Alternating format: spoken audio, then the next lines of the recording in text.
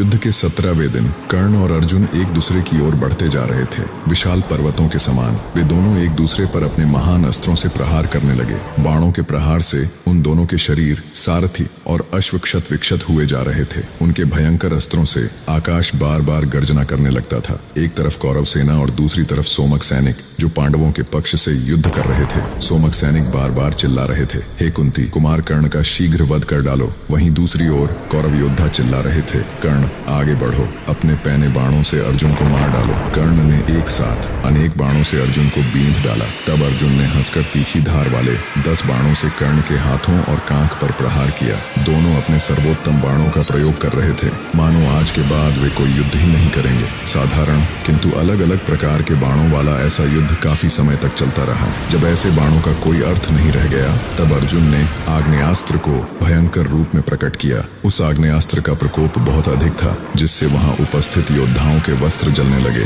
और झुलसे हुए सैनिकों के चिल्लाने की आवाज बढ़ती चली गई। फिर प्रतापी सूर्यपुत्र ने आग्नेयास्त्र को शांत करने के लिए वरुणास्त्र का विराट रूप में ही प्रयोग किया। अचानक ही बड़े बड़े मेघ आकाश में उत्पन्न हुए और वहां का सारा प्रदेश जलमग्न हो गया। वरुणास्त्र का रूप इतना विशाल था कि मानो वहां रात्रि हो गई हो। तभी अर्जुन ने वायव्यास्त्र का संचालन किया। वायव्यास्त्र से सभी मेघ समूह तुरंत वहां से छिन्न भिन्न हो गए और सूर्यदेव फिर से दिखने लगे। तभी अर्जुन ने गांडीव और उसकी प्रत्यंचा को फिर से अभिमंत्रित किया और एक शक्तिशाली अस्त्र वज्रास्त्र को प्रकट किया। यह एक विचित्र वज्रास्त्र था, जिसके प्रभाव से अनेकों क्षुर, अंजलिक, नालिक, वराहकर्ण जैसे बाण हजारों की संख्या में चलने लगे। वे सभी वज्र जैसी शक्ति से अत्यंत वेग से प्रहार करने लगे। वे सब कर्ण के अंगों, घोड़े, धनुष, रथ के पहियों और ध्वजों में जा लगे। कर्ण का संपूर्ण शरीर रक्त से नहा गया। तब कर्ण ने अपने धनुष को झुकाकर एक महान अस्त्र को प्रकट किया। मंत्र उच्चारण से वहां गंभीर गर्जना होने लगी और भार्गवास्त्र प्रकट हुआ। जैसे ही कर्ण ने उसे छोड़ा,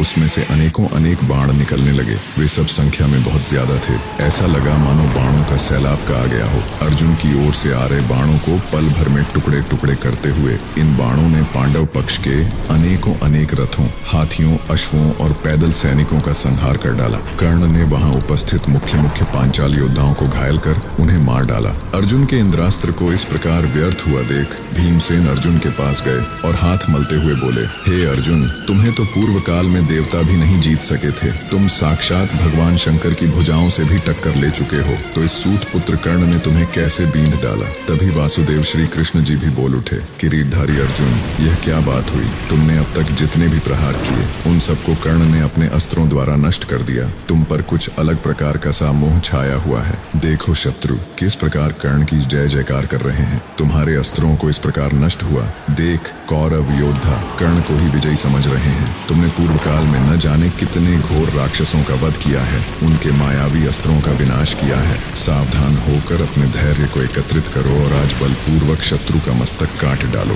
भीमसेन और श्री कृष्ण के ऐसे प्रेरणा देने वाले बोल सुन अर्जुन का मन संगठित होने लगा। अब अर्जुन ने ब्रह्मा जी को नमस्कार कर मन द्वारा संचालित ब्रह्मास्त्र के सूक्ष्म रूप को प्रकट किया। कर्ण पूर्णतया सावधान खड़ा था और उसने प्रकट होते ही उसे पहचान लिया और अपने अनेक बाण समूहों का एक साथ संचालित कर कर्ण ने उस सूक्ष्म ब्रह्मास्त्र को आकाश में ही नष्ट कर दिया। इसे देख भीमसेन पुनः क्रोध से भर गए और अर्जुन से क्रोध में बोले, तुम सबसे उत्तम एवं मन द्वारा संचालित होने वाले ब्रह्मास्त्र के झाता हो, किंतु उसका ये परिणाम देख मैं विचलित हो गया हूँ। तुम किसी दूसरे दिव्यास्त्र का प्रयोग करो। अर्जुन ने फिर एक अन्य दिव्यास्त्र प्रकट किया। उससे हजारों की संख्या में शूल, फरसे, चक्र, नारज आदि अस्त्र प्रकट होकर शत्रु सेना पर प्रहार करने लगे। वे सब इतने भयंकर रूप में बरस रहे थे कि शत्रु सेना के मुख्य मुख्य योद्धाओं का संहार हो गया। ये देख कर्ण ने भी सहस्त्रों बाण समूहों से अर्जुन के अस्त्र पर प्रहार किया, जो ब्रह्मास्त्र जैसा ही एक अस्त्र था।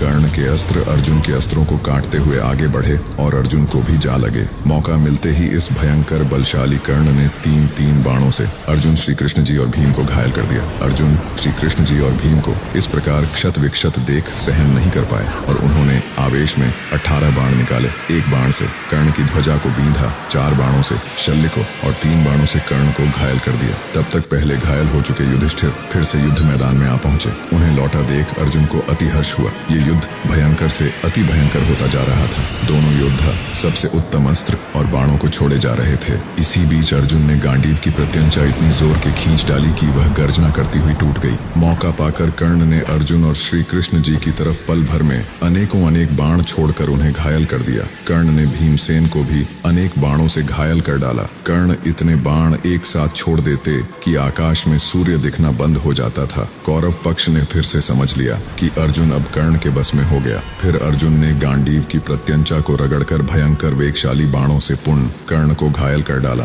कर्ण फिर जोर से गरजे और 3 बाण अर्जुन और 5 बाण श्री कृष्ण जी की ओर छोड़े, जो उन्हें छूते हुए जमीन में जा धंसे। असल में वे बाण तक्षक पुत्र अश्वसेन के दास 5 विशाल सर्प थे। जैसे ही वे वापस कर्ण ही और जाने लगे, अर्जुन ने 10 भल्लों से उन 5 सर्पों पर प्रहार किया और उनके टुकड़े टुकड़े कर दिए। कृष्ण को घायल हुआ देख अर्जुन और अधिक क्षमता से प्रहार करने लगा। अर्जुन ने बाण समूहों का ऐसा जाल रचाया कि कर्ण की रक्षा में लगे दुर्योधन के सबसे उत्तम योद्धा एक क्षण में रथ और घोड़ों सहित काल के गाल में समा गए। कर्ण ये सब होता देखकर भी तनिक भी विचलित नहीं हुआ। अर्जुन और अधिक वेग से आकाश में बाण चलाते, किंतु कर्ण उनके हर बाण को आकाश में ही काट देते। कर्ण का धनुष अमोघ था, उसकी प्रत्यंचा बड़ी बलशाली थी। अर्जुन एक विशेष अस्त्र से अधिक दूरी तक वार करने लगे। तब कर्ण ने अपने गुरु परशुराम जी से प्राप्त एक अत्यंत विशेष अस्त्र, जिसका नाम अथर्वण अस्त्र था, उसका प्रयोग किया। अर्जुन के दूर तक जाते बाण भी अब विफल होने लगे।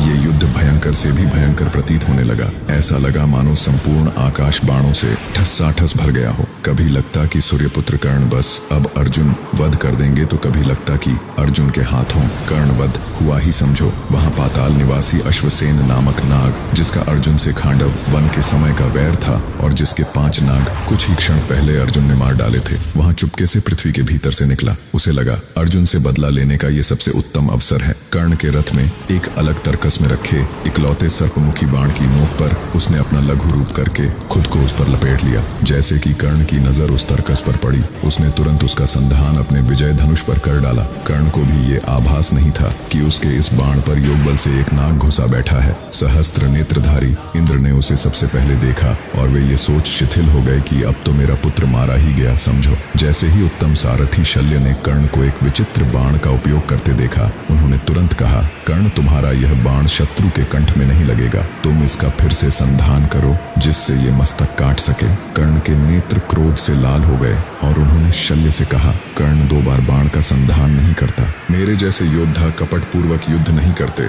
ऐसा कहकर कर्ण ने वर्षों के परिश्रम से बने उस बाण को अर्जुन की ओर छोड़ दिया और उच्च स्वर में बोला, अर्जुन अब तू निश्चित ही मारा गया। वह बाण आकाश में जाते ही प्रज्वलित हो उठा और अतिवेग से अर्जुन की ओर पल भर में पहुंच गया। श्री कृष्ण जी ने युद्ध स्थल में एक विचित्र खेल सा किया और अपने मन द्वारा संचालित उत्तम रथ को तुरंत धरती में ढसा दिया। कर्ण द्वारा चलाया गया वह बाण सीधे अर्जुन के किरीट अर्थात मुकुट में जा लगा। अर्जुन को वह उत्तम किरीट देवराज इंद्र से प्राप्त हुआ था। मुकुट के गिरते ही अश्वसेन नाग ने उसे हर लिया। जब अश्वसेन को आभास हुआ कि उस मुकुट में अर्जुन का मस्तक नहीं है, तो वह तुरंत कर्ण की ओर भागा और जाकर कर्ण से बोला, तुमने अच्छी तरह सोच विचार कर मुझे नहीं छोड़ा, इसलिए मैं अर्जुन के मस्तक का अपहरण नहीं कर सका। तब सूर्यपुत्र कर्ण ने आश्चर्य से पूछा कि तुम कौन हो? नाग ने कहा, मैं खांडव वन का एक नाग हूँ। अर्जुन के द्वारा मेरी माता का वध हुआ था और मेरा वन भी अग्नि की भेंट चढ़ गया था। आज अगर साक्षात इंद्र भी सामने आ जाए तो भी अर्जुन मुझसे बच ना सकेगा।